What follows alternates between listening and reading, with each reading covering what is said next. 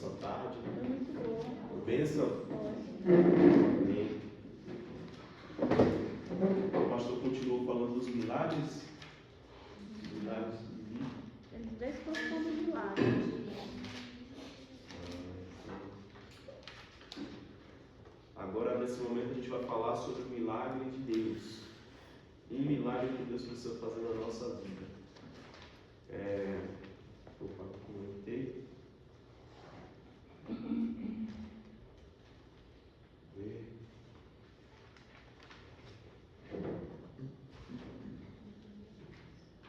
Foi.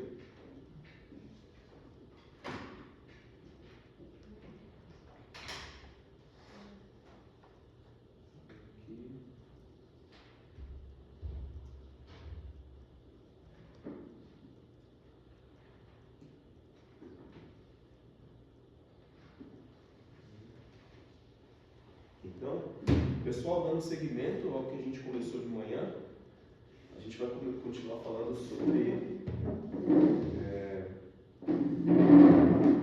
o nosso tema, mas agora em específico vamos tratar sobre um problema educacional, um problema cultural.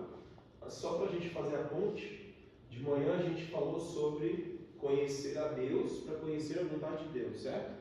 A gente precisa conhecer o caráter de Deus para que a gente possa receber dele as revelações que a gente precisa a respeito dos seus planos, né? E para a gente se entregar é preciso confiar. E se eu ainda não entreguei determinada área da minha vida, me falta o quê? Conhecer a Deus, tá? Então, em termos práticos, a gente não vai conseguir entrar em todos os aspectos, mas de forma prática, conhecer a Deus e se familiarizar com o seu caráter depende de uma vida devocional sistemática. Se você quer conhecer a Deus, conhecer os aspectos do caráter de Deus, se familiarizar para que você chegue nos momentos de dor e sofrimento e entregue seu coração a Deus, assim como Jesus fez, para isso você precisa desenvolver uma vida devocional sistemática. Quando a Meire vai aí nos cultos, vamos fazer o culto, gente, vamos fazer o culto, olha o pôr do sol, olha o devocional, né? Quando o pessoal aí, o Tássio, né? Não sei quem está mais envolvido nesse processo, mas quando a instituição, a liderança tem trabalhado esse tema aqui com vocês, é porque isso é um critério prático para que a gente consiga conhecer a Deus. Se aqui dentro da escola missionária a gente não consegue desenvolver uma vida devocional sistemática, não pense que lá fora você vai conseguir. Não pense. Se aqui não dá, lá fora vai ser 10 mil vezes pior. Então, o objetivo desse processo de formação missionária aqui é fazer com que vocês consolidem. Sabe o que é caráter? O que é caráter? São princípios, valores e concepções que nós temos. Isso, princípios, valores, concepções. O que mais? Caráter é aquilo que os anjos conhecem da gente, aquilo que Deus conhece da gente. É aquilo que a gente é sozinho. Isso. O que mais? Que a gente é sozinho, os princípios e valores. O que nos identifica. O que mais? É o que nós vamos levar para o céu. O que nós vamos levar para o céu. Bom. Ninguém mais? Caráter. Caráter, basicamente, eu dediquei esse ano passado para tentar identificar isso no Espírito de Profecia. No livro Desejar Todo, Parábolas, o Maior Discurso de Cristo, Ciência do Bom Viver. E eu percebi uma coisa, e também no texto bíblico, que caráter é aquilo que a gente está acostumado a pensar, sentir e fazer. Os princípios e valores, né, eles estão aqui a nível mental, e isso se traduz em quê? Em comportamentos, sentimentos, né? Ações, reações também. Então isso é caráter. Eu estou acostumado a pensar, sentir e fazer. Vida devocional, isso também é caráter. É algo que eu estou acostumado a fazer. Quando Jesus voltar, ele não vai mudar seus hábitos. Isso é de uma maneira muito clara, né? Quando o texto bíblico diz assim, que quando fechar a porta da graça, o que é santo, fique mais santo ainda, né? E aquele que é injusto, impuro, que se torne mais injusto, mais impuro ainda. Ou seja, quando Jesus ele voltar, quando a porta da graça fechar, aquilo que você está acostumado a fazer, pensar e sentir, vai ser tudo fixado. Ou para a vida eterna, ou para a morte eterna. Então, por isso que... Desculpa, eu não estou entendendo um pouco. Eu estou tentando entender, mas estou um pouco confuso. Você está perguntando o caráter em relação ao nosso caráter ou o caráter de Deus? O nosso. Então, o caráter de nós não é o que nós vamos levar para o céu. É o caráter de Cristo em nós que vai ir para o céu. Não o nosso, porque o nosso caráter não fecha. Isso, não, isso, sim, é as duas coisas. O caráter de Cristo em nós, né? Cristo em nós é a esperança da glória, o texto bíblico fala. Só que a Ângela vai dizer o seguinte, que o caráter que nós construímos na terra é o que nós vamos levar para o céu. Então, como que a gente coloca isso em critérios práticos? Nosso caráter, a gente tem que construir o caráter de Cristo. É construir o caráter de Cristo em nós. Então, por exemplo, vamos colocar em termos práticos. A maneira como a gente reage às situações. Por exemplo, minha irmã sabe as coisas que eu detesto. Né? Eu tenho uma personalidade muito forte, assim, quando eu gosto, quando eu não gosto, eu odeio. Então tem certas coisas que em casa que acontecia que a minha reação era pá, né? E aí o que acontece? Só fazendo um exemplo prático.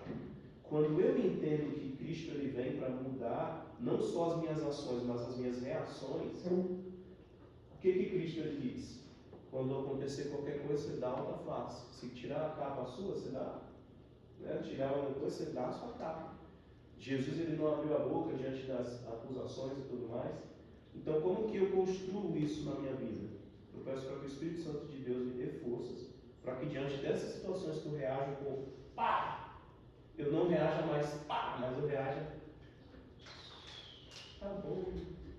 E aí, com o tempo, o Espírito Santo vai me dando força e isso vai se tornando fixo. Aí isso se torna um caráter. É algo marcado, entende? Aí eu permiti com que um aspecto do caráter de Cristo, a mansidão, seja impresso em mim, na minha maneira de reagir. Então, é isso em termos práticos que se torna o meu caráter. Porque o caráter no latim é caráter. É quando você pega aqui, pega essa faca, né? Não vou fazer isso, mas pega essa faca aqui, ó, passou na parede, faz uma marca. Então está aqui, está gravado aqui. E isso é o caráter. E Cristo ele vem para imprimir através do Espírito as reações, pensamentos, comportamentos, né? Aí isso a gente leva. Aí deu para. Não, sim. Só que estava bagunçado, né? Sim. O que você estava levando estava assim, Sim, na sim. linha. Sim.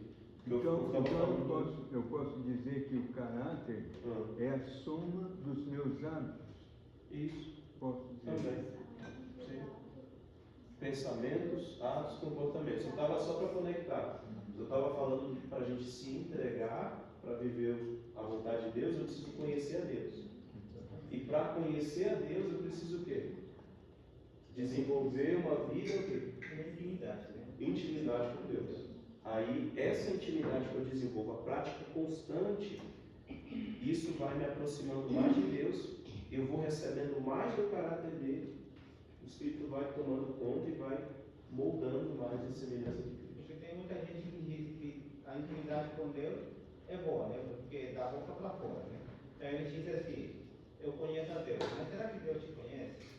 Então, isso, a parte que tu está falando, devocional sistemático, isso faz uma relação, uma intimidade com Deus, né?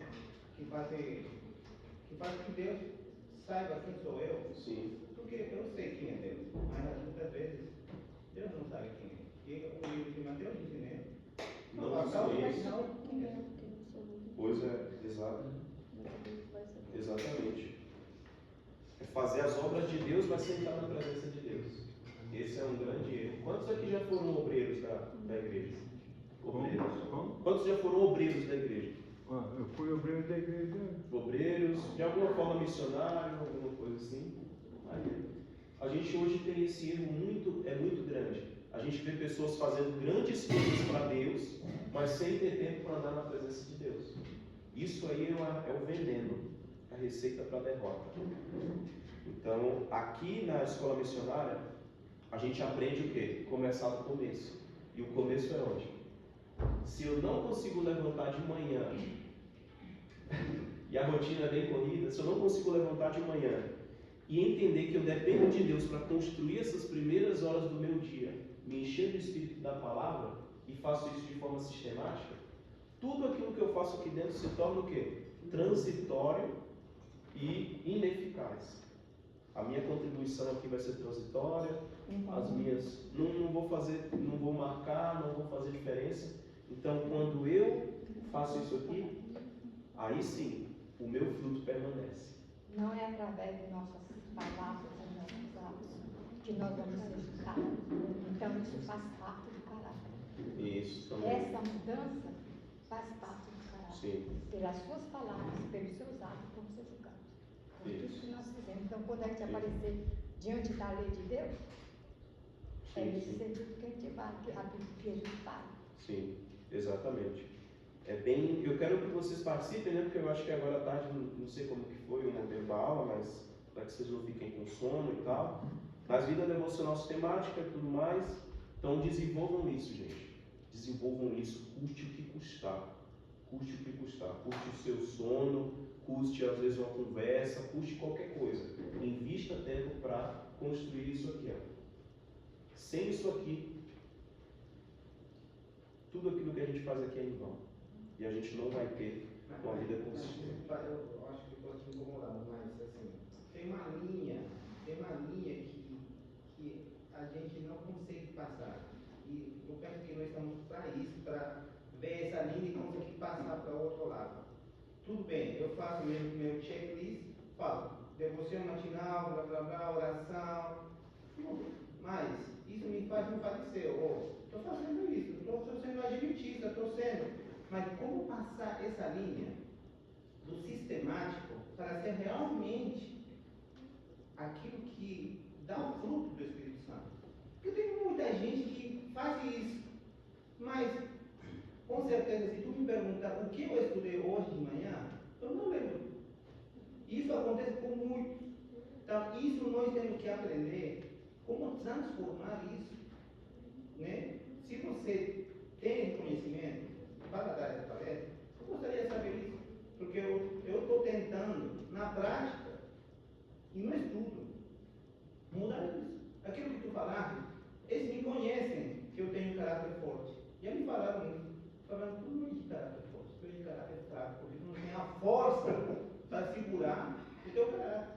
É a personalidade. Exatamente. Estou tentando segurar a caráter.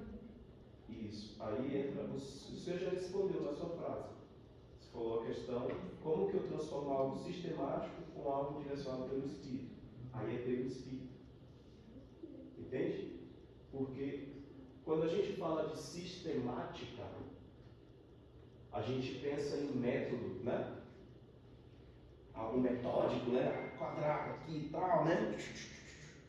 Não, é 1 hora, se passou de 1 hora, não. Se alguém me interrompeu, eu dou uma cacetada, né? Porque esse aqui é o meu momento e tal. Mas sistemático no sentido de ser constante. E aí entra a questão do Espírito Santo. Porque eu também tenho essa dificuldade, né? Da impetuosidade, né? Então, aqui foi o lugar assim, que eu mais sofri com isso aí. Porque, por exemplo, no quarto, eu dividia quarto com os meninos, né? Se tinha uma coisa que eu odiava, era banheiro sujo. Chegava no quarto, tinha limpado tudo, né? E aí estava lá o banheiro maravilhosamente sujo. O que é que eu iria fazer? Matar. Quem sujou. Pois é. E aí eu tinha até medo. E eu até falava com a minha irmã e com a minha mãe, ó, eu nunca vou ser missionário. Deus me livre de fazer Caleb. Nunca vou fazer comportagem. Deus que me livre de escola missionária. Nunca. E eu falava isso. E elas falavam. E eu falava, ó, some daqui com essa conversa. Eu não quero nem saber disso na minha vida. Porque eu tinha, né? E aí quando chegou aqui, Deus foi trabalhando, quando vinha, me subia aquele fogo. E aí eu olhava assim, eu falava, Senhor. Eu saía e ia meditar, ia assobiar. E aí o Espírito Santo foi trabalhando. Aí isso foi com o tempo, não é da noite pro dia. Foi ali, ó, o primeiro ano inteiro. Sofrimento. Até que chegou um momento que para mim ó, fazia diferença se o banheiro estava limpo, se estava sujo, se estava com mosquito, se estava com desinfetante lá, do jeito que tivesse. O Espírito Santo foi trabalhando isso. Tanto que hoje eu estou lá no internato do NASP, é cada barbaridade que vê lá, mas não me mexe tanto quanto mexia antes. Aí entra a questão. Romanos 8, 14 e 16 fala. Né? Romanos 7, Paulo ele fala, né, do fedor da carne, né? Que quero fazer e não faço, e, né, e aí em Romanos 8 ele vem e fala, mas graças a Deus por Jesus Cristo. E aí ele fala, se pelo Espírito mortificarmos os feitos da carne, certamente vivereis. Aí o Espírito Santo é batismo. Isso aqui. Constante, batismo, e ele vai. Não estou completo, mas pelo menos esse 1% aí, Deus, e está indo. E vai. Ele te fez essa pergunta e eu já me fiz essa pergunta também. Então, a parte do estudo, a gente não abre mão nunca. E vai chegar esse momento e Deus me respondeu para mim, né, no meu caso, é a questão da abnegação. Então, é o Espírito, é a abnegação. Por que que a gente chega no limite e não consegue mais? Porque eu estou cheia. Eu estou muito cheia. Enquanto eu não me esvaziar do meu eu, do que eu acho, do que eu acho que é verdade, da minha personalidade, do que eu acho que é certo, aí a gente não consegue ver mais nada acontecendo, mas não pela ausência do estudo, mas é porque eu não estou deixando o Espírito trabalhar porque eu estou cheia de mim. Então eu preciso primeiro reconhecer que as minhas percepções e o meu achismo não estão deixando o Espírito atuar. E aí a gente fica naquela linha e não consegue andar mais. Então, eu ficava me questionando sobre isso. Aí, peraí, eu tô agora não fazendo isso, não fazendo aquela linha, não consigo andar mais. Cadê o Espírito? Na verdade, o Espírito está sempre lá. Mas é porque eu também estou sempre aqui. Então, se eu não me esvazio de mim, não vai dar certo. Eu preciso tirar tudo que tem aqui. E é difícil, porque primeiro ponto é pedir para o Espírito te mostrar onde você está falhando. E essa parte é difícil, porque de repente você descobre que você é egoísta, mentirosa, fofoqueira, descobre um monte de coisa que você não quer aceitar. Mas a entrega é isso, é você descobrir um montão de coisas horríveis em você. A gente falou disso. Você estava aqui de manhã? Ah, tá. Salmo 139, né? Tem coisa tão enraizada, tão profunda que eu nem sei. Aí eu oro, Senhor, vê se tem em mim aí alguma coisa aqui dentro, podre, né? E me guia pelo caminho eterno. Um comentário, acho que uma forma muito eficaz de a gente sair dessa ideia de devocional, checklist, é a gente entender que vida devocional não significa fazer momentos de devoção. Por exemplo, eu fiz meu devocional aqui agora, então eu saio dessa sala e acabou o meu devocional. A sua vida devocional, ela continua por todo o seu dia. Quando Cristo ele fala assim, eis que estou convosco todos os dias até a consumação do século, ele falou todos os dias, todos os momentos, todos os horários. Não, eis que estou convosco todos os dias às 6:30 da manhã até a consumação do século.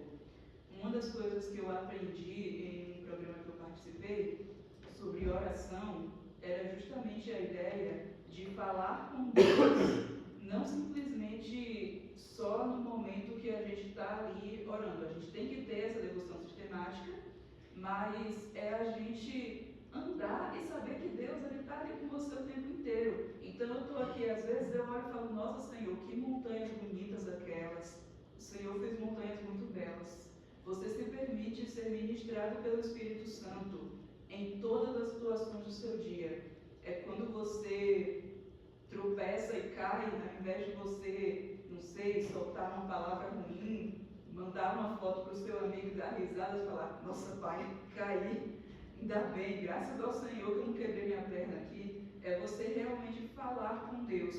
A gente se limita e marca um dia e um lugar. Mas para um coração que ama verdadeiramente a Deus, não existe tempo, não existe hora. Você pode invocar e falar com Jesus a qualquer momento, inclusive agora. Assim pensar e falar, poxa, eu não gostei, Senhor, do que essa menina falou. Está falando com Deus. Fale com Deus a qualquer momento, em todos os lugares, eleve o seu pensamento a Ele. E isso vai fortalecer o seu devocional, porque você vai realmente estar conversando com um amigo, não fazendo um checklist de quantas vezes eu falei com Deus no dia. Sim, sim. Posso só fazer um comentário rápido? Esse também sempre foi o meu grande problema, né? Teve uma mensagem que me ajudou muito, que foi a do Dr. Kim, quando ele veio aqui da última vez. Eu não esqueço essas palavras, desperately, né? Todos os dias ir diante de Deus desesperado, sabe? Isso faz toda a diferença na leitura. Quando a gente vai até a Bíblia desesperado, Senhor, eu preciso, Senhor, escutar a Tua voz, eu preciso de uma saída, eu preciso de uma solução. Sabe? A gente busca com fome, com sede. Exatamente. A gente tem que ir todos os dias desesperados. Isso parte de um reconhecimento da condição humana. E a segunda é não sair dali até que o texto faça parte de você. Isso daqui tem que fazer parte de mim. Eu não sei como, mas Senhor, opera. E a gente começa a orar a palavra. Senhor, está escrito. A gente reclama até que aquilo faça parte do nosso ser, sabe? Essa palavra é minha. Senhor, ela é minha, ela é para mim. E isso tem me ajudado. Isso é exatamente nesse sentido. Eu estava conversando com um amigo, né, de psicologia, só para contextualizar, Tassi falou, e para conectar e fechar, a gente vai lançar aqui, senão eu preciso entender a condição do meu ser. Qual é a condição do nosso ser hoje? Nossa condição é pecaminosa, né? A condição do ser é pecaminosa. Nós fomos criados, né? Nós vemos lá que fomos criados na imagem de Deus, e pelo pecado a imagem de Deus se deslustrou e nos tornamos aí destituídos da glória de Deus. Então a condição é essa, destituídos de quê? De glória. Então se eu estou destituído da glória de Deus, a minha condição é de desespero, porque eu estou nu, né? Adão, ele se viu ali nu, e ele sentiu medo quando Deus veio. Então eu preciso reconhecer a minha nudez. E essa é parte da mensagem de Laodiceia. Tu és miserável, pobre, cego e nu. Essa é a condição do ser. Então, se eu não reconheço isso, eu não consigo ir diante de Deus desesperado. Porque cada célula do meu corpo, cada parte da minha mente, do meu físico, tudo depende desesperadamente da glória de Deus. E a glória de Deus é colocada em nós através do seu Espírito. E isso nos momentos de estudo da Bíblia, quando eu vou na palavra e falo, Senhor, pelo amor do teu nome, faz essa palavra aqui parte de mim. E aí aqui, para a gente fechar, Paulo em Efésios 3, 14 e 16, ele ora e ele diz o seguinte para os Efésios. Se vocês quiserem abrir aí, nosso tempo, né?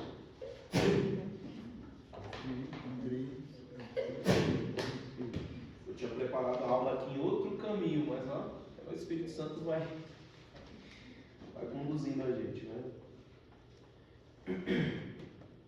Ele diz assim, ó, por esta causa, ele traz aqui, né, um contexto, mas aqui ele diz assim, ó, por esta causa me ponho de joelhos diante do Pai, de quem toma o nome de toda a família, tanto no céu como sobre a terra, para que, segundo as riquezas da sua glória, vos conceda que sejais fortalecidos com poder mediante seu Espírito no homem interior, e assim habite Cristo em vosso coração. Então ele ora aqui e suplica de joelhos para que pelo Espírito de Deus Cristo fosse formado no homem interior aqui dos Efésios. E isso vale para nós. Sem o Espírito de Deus trabalhando no meu interior mais profundo, eu não consigo realmente receber de Deus o que Ele quer me oferecer no meu momento devocional, né? No meu momento de oração, estudo da Bíblia. Então é o Espírito Santo de Deus. E o Espírito de Deus vai colocar em mim o desespero pela presença de Deus. Isso é importante também. Desespero pela presença de Deus. Mas, com relação ao tema conhecendo a vontade de Deus, não vai dar tempo de avançar tudo, né? Por causa do nosso aspas aí que a gente abriu, né? Mas esse tema é um tema chave, porque isso vai direcionar a nossa carreira missionária. Esse tema aqui, o problema cultural e educacional. Onde nós estamos? Vocês estão aí, eu estou aqui, nós passamos pelo mesmo problema. Quantos estudaram aqui nas escolas convencionais? Quantos vivem aí na sociedade? Todo mundo vive em sociedade, até quem não fez homeschooling, todo mundo, né? Os que fizeram homeschooling menos. Mas quem estudou, quem vive em sociedade, todo mundo recebeu um pouco dessa herança. E o que herança é essa? Nós sabemos que depois que pelo cronograma profético, né, nós sabemos que depois do período ali da reforma, o mundo ele foi preparado até o momento ali de 1844. Mas antes, o que aconteceu? Foram levantadas algumas revoluções na história do mundo. A gente tem o iluminismo, né, que trouxe aí uma revolução intelectual. A gente teve ali também revoluções como a Revolução Industrial, revoluções, enfim, etc., na ciência, enfim. Existem grandes teóricos que hoje são parte das nossas, a ideia deles faz parte das ideias que nós alimentamos hoje.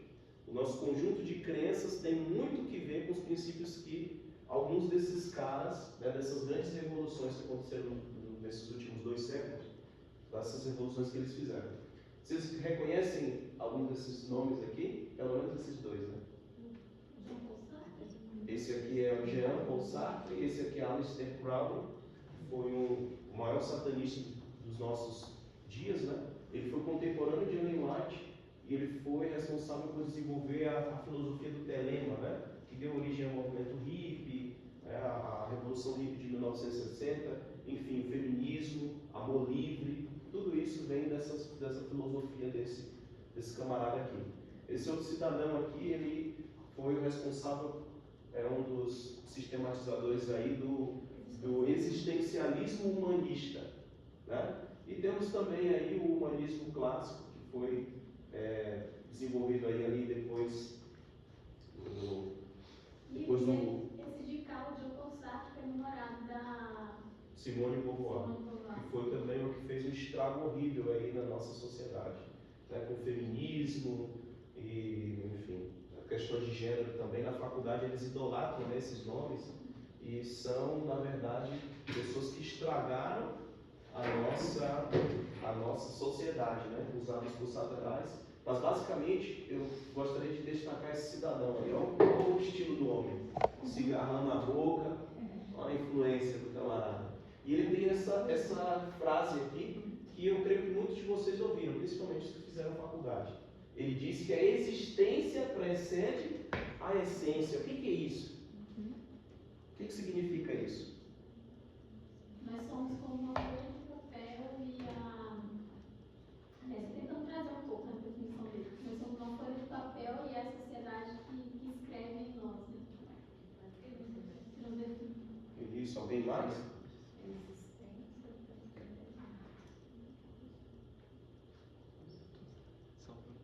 Primeiro existe a nossa conhecemos, a gente existe desde que é desde grande. A nossa essência. Sim. Não, você quer alguma coisa aqui. Mas ele diz o seguinte, que um princípio fundamental e por que a gente chega nesse ponto aqui. Por que isso tem a ver com conhecer a vontade de Deus? Jean-Paul Sartre tem dois princípios fundamentais. Ele diz o seguinte, que não existe Deus e que nós não temos uma natureza e um propósito divinos. Não temos natureza e propósito divinos. Por isso, nós nascemos e nós somos os autores da nossa própria identidade e da nossa própria história. Isso tem certo sentido, mas tem muita mentira nisso aí. Muita mentira. Por quê? Primeiro, nós temos um propósito divino. E a gente estudou isso de manhã. Qual foi o propósito de Deus a nos criar? Colocar em nós a sua imagem, refletir a glória de Deus. Fomos criados por Deus com o propósito divino de refletir a glória de Deus. E aí ele diz o seguinte, que nós não temos uma natureza divina e não temos também um propósito divino. Logo, nós estamos livres para ser o que quisermos e fazer o que quisermos na nossa vida, na nossa história. Isso aqui está profundamente enraizado na nossa construção de crenças. E olha só, tem algumas frases aqui que eu separei. E olha o que ele vai dizer no livro O Existencialismo e o Humanismo. É uma junção. O homem não é apenas como ele se concebe, mas como ele quer que seja. Como ele se concebe depois da existência. Como ele quer ser após o impulso da existência. Ou seja, você é lançado no mundo, né? Você é um acidente. E aí você vai ser o que você quiser. E aí ele diz assim, o homem nada mais é do que aquilo que ele faz de si mesmo. Em certo sentido, né? Mas aqui coloca o homem no centro do processo e tira Deus da equação. Não tem um Deus, você não tem contas a prestar com o ser divino, você não tem propósito divino. Então você está aí, você está pairando no universo. E olha essas frases. Seja senhor da sua própria história. Isso se ouve muito aí em faculdades, em cursos de coaching, né? Cursos de motivacionais. Viva o seu projeto de vida, né? Esses cursos online aí, né? Acredite no seu potencial, planeje e faça acontecer. Faça os seus planos e Deus vai ver. E Deus vai abençoar. Então você tem a sua construção, você tem a sua ideia, você tem o seu projeto de vida, você pensa com a sua racionalidade limitada, o seu coração enganoso, corrupto, desesperadamente corrupto, você faz tudo isso. E aí pega e fala, Senhor, aqui, abençoa o que eu quero ser. Abençoa o que eu vou fazer. A minha vontade. Isso aqui, eu fiz um teste com o chat. Eu escrevi essas frases, escrevi e coloquei assim, quais são as correntes filosóficas que sustentam esse pensamento. E aí foi colocado o humanismo, o existencialismo, o niilismo. Tira Deus da equação, coloca o homem no centro, não tem propósito divino, não tem nada. É o homem pelo homem. É muito perigoso. E Deus nos chama. A gente não consegue viver a vontade de Deus e alcançar o propósito elevado que Deus tem para cada um de nós sem que esse sistema de crença seja destruído. Então Deus me chama aqui, Deus te chamou aqui para destruir toda essa construção. E isso vem. Onde que você recebeu isso? Nos filmes, nas músicas, nas novelas, nos livros. Tudo. Nos desenhos, né? Todo o entretenimento, até desde o mais fútil até aquilo que é acadêmico, traz essa construção e nos desconecta do propósito soberano de Deus. Nos desconecta, em maior e menor grau. Então Deus ele nos chama aqui para romper, quebrar todo esse sistema de crenças, para que então você receba o quê? O conhecimento da vontade de Deus para sua vida. Amém? Amém. E aqui o chat, né? Eu estou meio viciado no chat. O chat tem feito umas imagens muito tops. E essa aqui é uma imagem muito boa. Que realmente é quebrar correntes. Transformar pela renovação da mente. A renovação da mente envolve isso. A quebra de todo o sistema de crenças. Toda a visão de mundo, para a gente receber o que Cristo quer nos oferecer, precisa ser destruída. Toda essa visão, toda essa construção. E um ponto disso, a educação convencional ensinava aquilo que o Platão ensinava, a caverna de Platão. Tem que quebrar essas correntes sistemáticas para você sair. Não sou eu. Tem um Deus supremo, superior. Isso, eles falam isso a respeito da religião, né? Diz que a religião que é a caverna, ali. Você viver de acordo com a palavra de Deus, você está no escuro, ele te revela a luz para você, mas isso é o eco do que Satanás falou para ela. Você vai ser como Deus, você vai, né? Você ter uma esfera de existência mais elevada, mas o que Deus nos chama é o quê? Para quebrar essas correntes e experimentar a renovação da nossa mente, para que a gente conheça a boa, agradável e perfeita vontade de Deus. Isso é o que o mundo diz. O que a Bíblia diz? Sobre planos, sobre projeto de vida, sobre propósito.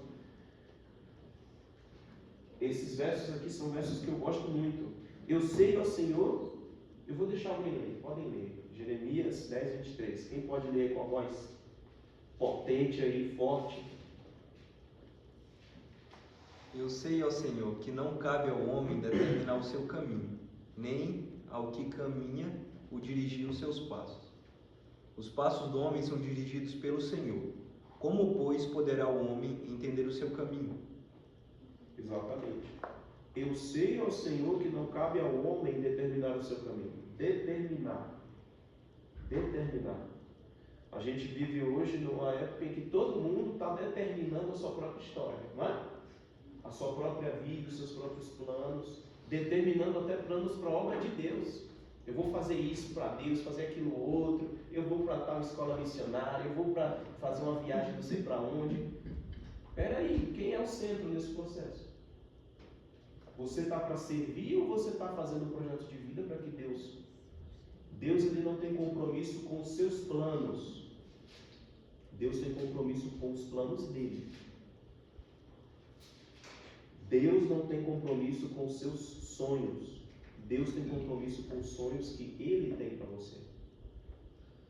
Porque Ele diz, eu bem sei que pensamentos têm a vosso respeito. Pensamentos de paz e não de mal para vos dar o fim e desejar. Deus está comprometido com o seu projeto. E a gente precisa entender isso. Há caminho que parece reto ao homem, mas no final o quê? Conduz à morte. Nossa, não está passando. Coloquei para passar a sequência mais enfim. Há caminho que parece reto ao homem, mas no final conduz à morte. A gente pode avaliar com a nossa racionalidade. Eu posso avaliar e falar, não, aqui está certo, assim, todo mundo faz. Não tem nada de errado nisso, né? Mas no final é caminho de morte. Porque só Deus conhece o fim desde o princípio. E se eu me coloco no centro para cumprir esses meus projetos, achando que lá no final vai ser como eu pensei, é decepção. É decepção. Porque Deus ele não está comprometido com os seus sonhos, com os seus projetos. Deus está comprometido com os projetos dele para você. E se você abre mão dos dele para viver os seus, o que você vai colher é decepção. Não se gabe do dia de amanhã, pois você não sabe o que este ou aquele dia poderá trazer. Provérbios 27, 1. Muitos propósitos há no coração do homem, mas o desígnio do Senhor permanecerá. Tiago, vamos abrir Tiago e a gente caminha aqui. Tem muitos textos legais ali para a gente ler, mas a gente lê amanhã, a gente lê eles amanhã. Tiago 4. E aí a gente vai ver o que esse verso aqui tem de preciosidade para nós. Tiago 4, versos 13 e 16.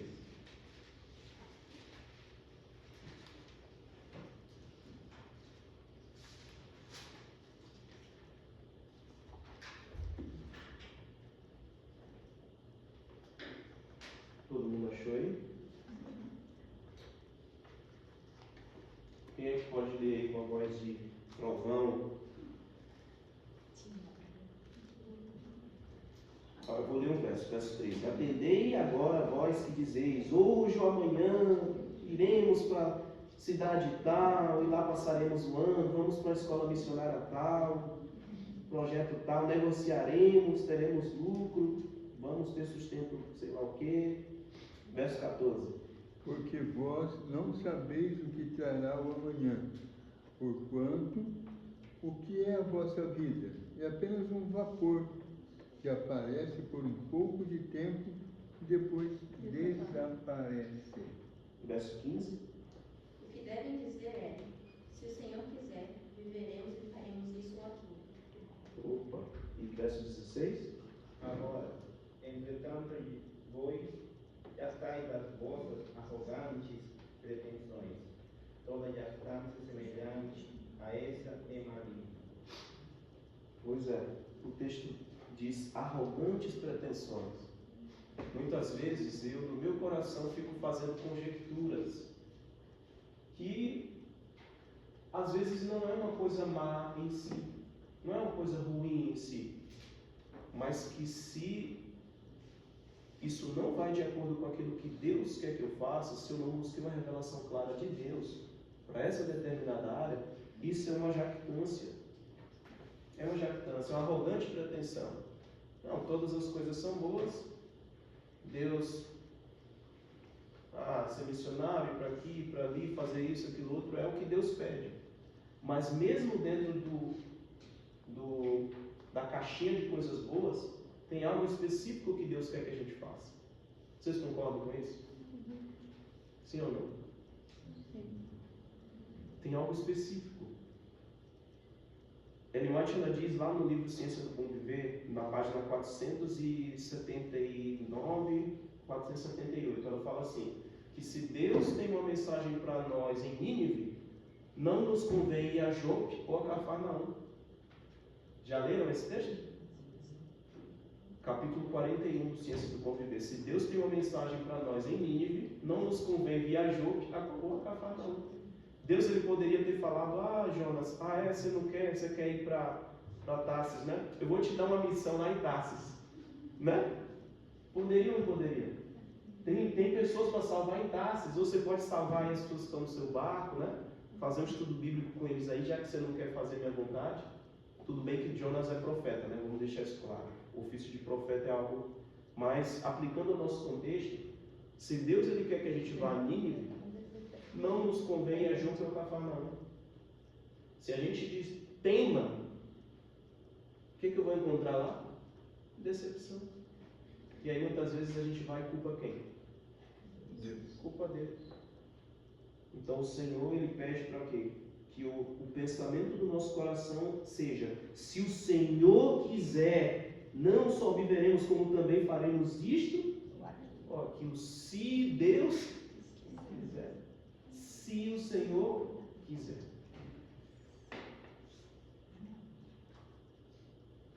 Muitos são incapazes de fazer planos definidos para o futuro. Sua vida é incerta. Não podem discernir o termo dos acontecimentos e isso enche por vezes de ansiedade e inquietação. Lembremos de que a vida dos filhos de Deus no mundo é uma vida de quê? De peregrinos. Não temos sabedoria suficiente para quê? Não, faça os seus projetos e Deus vai te abençoar. Viva os seus sonhos. Não nos compete determinar o futuro.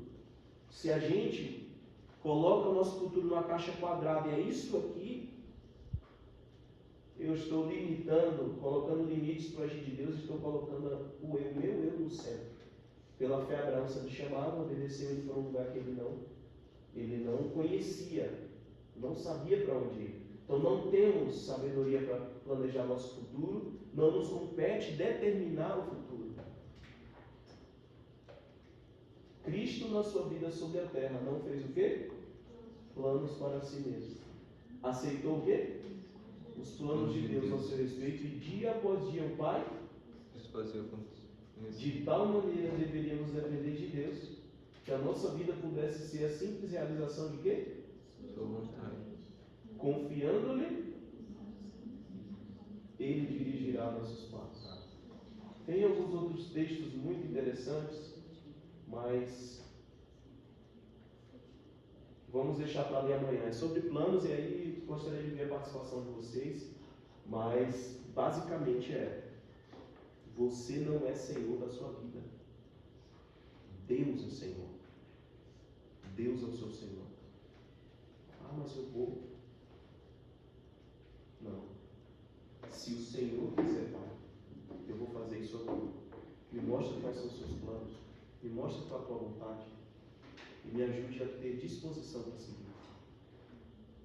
Que essa seja a nossa oração. E que Deus nos abençoe. Amém. Amém?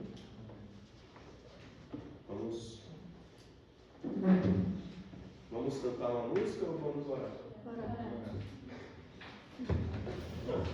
Um especial aqui, mas vocês estão com fome ainda. Vamos fazer uma oração.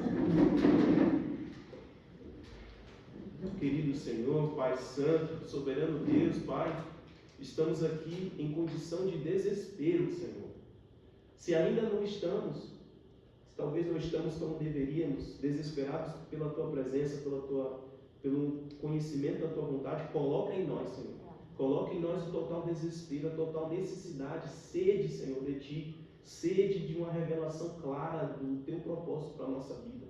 Senhor, neste momento eu lhe entrego a vida de cada um de nós aqui em Tuas mãos. Aprendemos aqui hoje, Senhor, que em nossa história de vida, na educação que recebemos, o inimigo foi sutil e plantou em nosso coração alguns enganos, ó Deus. Nós queremos aqui, Pai, nestes meses aqui de estudo, nessa experiência missionária aqui neste lugar, permitir que o Teu Espírito quebre e destrua todo esse sistema de crença e nos faça totalmente submissos aos Teus planos e à Tua vontade. Eu não conheço, Pai, qual é a realidade de cada um aqui. Talvez a pressão dos pais, o sair daqui, talvez a pressão do próprio coração em cumprir os projetos de vida. Eu não sei, Pai, mas o Senhor sabe. Eu te peço que o Teu Espírito entre no profundo do coração de cada um de nós e quebre, Senhor, quebre essas correntes. Nos liberta do nosso eu, Pai. Nos liberta, Senhor. E nos forma dentro de nós a imagem de Cristo Jesus. Uma imagem de submissão total aos Teus planos e à Tua vontade. Em nome de Jesus.